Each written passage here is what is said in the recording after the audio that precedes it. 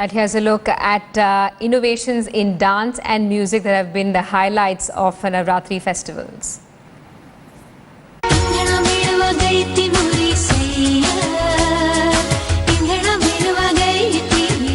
Dandiya queen Fagali Pathak merges Hindi tunes with Garba dance songs, and Bollywood creates melodies with Gujarati beats.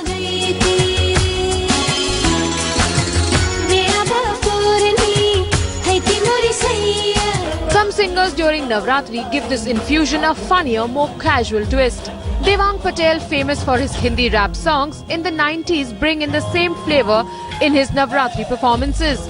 Something he calls a Bhelpuri mix. From Katrina Kaif to Honey Singh, his impromptu compositions on stage contain references from everything that's in news. 60% of the songs I sing, those all are my own creations, my own compositions, my own lyrics. So that's how people like that.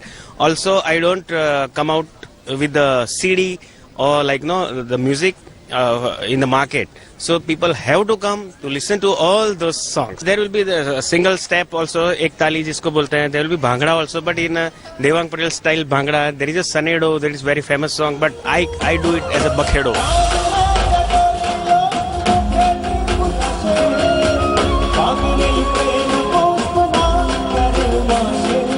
While the performances are on in full swing on stage, groups of friends get together to perform in the crowd at community garbas. The best dance group is awarded at the end of the night, and the dancers try to get an edge in the competition by mixing a different dance form in garba. Where Latin and belly dancing with garba is popular, hip-hop is adapted most commonly on ground.